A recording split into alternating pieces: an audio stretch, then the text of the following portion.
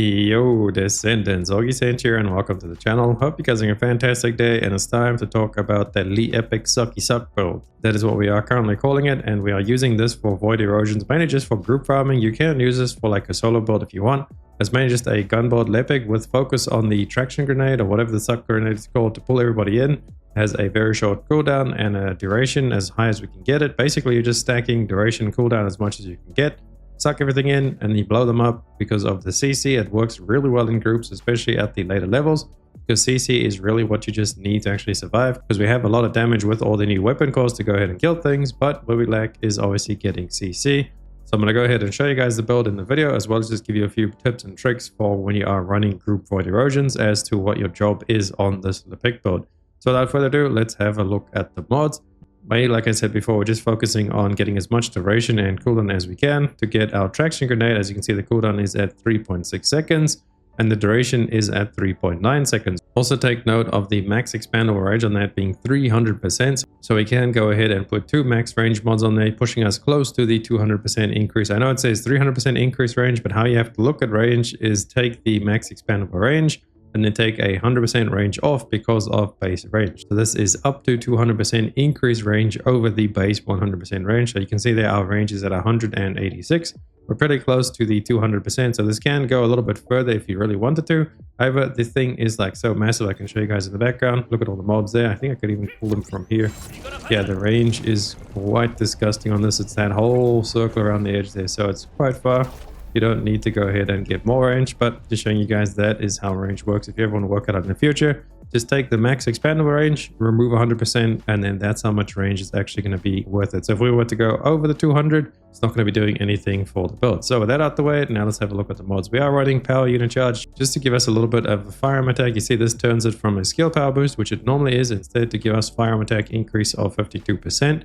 Now this is pretty nice for when you are running the higher void erosions. Just watch out that you don't run yourself out of MP, because that seems to be the biggest issue, is when you go ahead and spam that while you're also spamming your traction grenade, because you really need to be spamming this as soon as it's up again.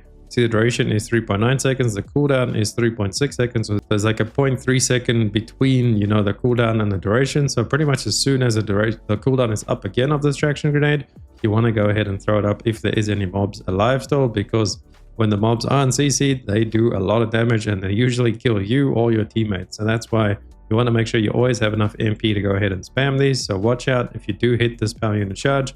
Only do it when you have full MP and you know you have a minute to spare. Otherwise, really focus on your traction grenade for when you are doing group content. And that also brings us to why we are running maximized conservation for the skill cost reduction. We don't care about any negative skill power modifiers. Since this isn't a skill build, it's just using our skills to pull stuff in. We're not focusing on damage. So moving on, skill expansion and maximize range. Just again for the range, each of these almost giving us 100, getting us close to that 200 like we spoke of before. Running nimble fingers for cooldown, as well as MP conversion for cooldown.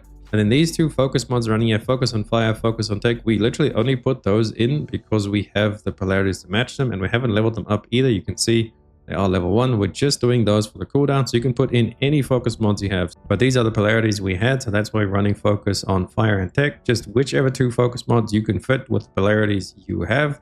Don't have to level them up either, because you're only using them for the cooldown, and this cooldown doesn't increase when you level the mod up, only the skill power does. So that's why we're running those. And then we come over to skill extension and maximize duration, just to get as much duration as we can on the traction grenade, putting us at a 3.9 second duration. It's also very important to have the correct reactor rolls as well as components. As you see there, those numbers are pretty tight, like 3.6 versus the 3.9. Basically, just need to make sure that you always they match. They need to at least match, or your cooldown needs to be lower. If they don't match and your cooldown is higher, you're going to struggle a little bit with this. So that's the main thing you want to try and aim for, is that the cooldown and the duration are the same, or the cooldown is lower like we have it in the back, but we do have a pretty decent reactor. So, and then lastly, we run shot focus just for a little bit increased firearm attack for whenever we do go ahead and shoot, because we will be mainly shooting on the boss. But we do shoot quite often on the trash as well. While clearing, I pop out my smithereens and I go to town, because we usually have an Enzo with us, so we have infinite ammo. So you can just group everything up and then shoot a couple shots on the smithereens and then throw a grenade again. And that's how you just cycle the trash over and over. Keep throwing your grenade, keep pumping them full of ammo, whatever you're using, smithereens or elbowing cavalry, whatever it is you're using.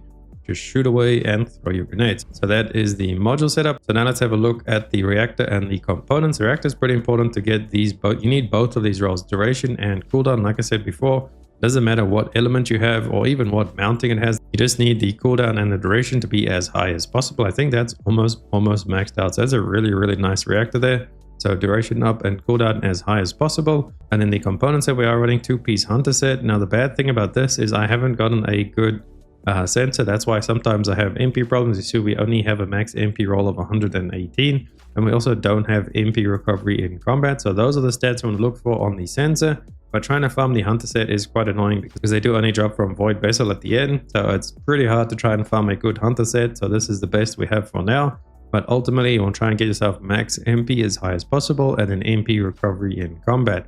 But we're mainly just using this for the 2-piece bonus there, giving us the skill cooldown, because obviously that will help a lot with the build. And then for the other 2 set, we are using the Annihilation 2 set. Now both of these have HP. That's why I choose to use the memory and the processor from Annihilation, and the sensor and the auxiliary power from the hunter set, because these are the best rolls we can get all together. The hunter set has pretty bad rolls overall. I believe this has shield and defense, and then these 2 from the hunter set I believe have shield as well. Whatever it is, it's not very good. So luckily we got a little bit of HP over here from the Annihilation set.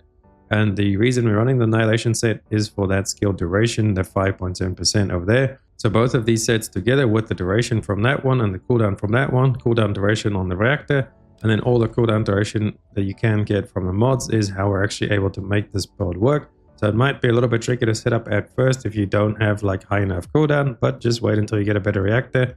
And then for Inversion Reinforcements, always make sure you are matching the attribute of the enemies you are fighting on the level.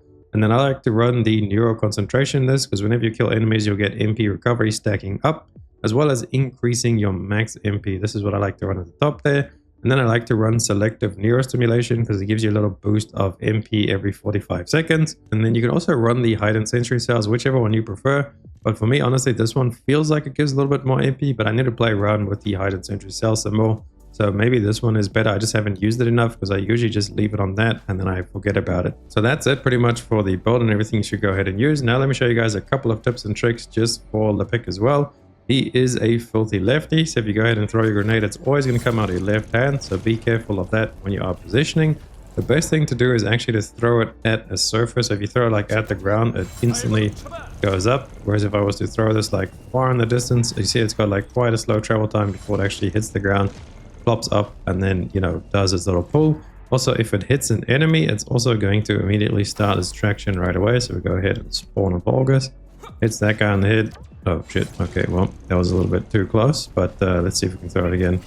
So it hits that guy, you see it starts pulling as soon as you hit the guy over there. So you hit the guy, and it's going to start pulling them. So that is like tech to keep in mind.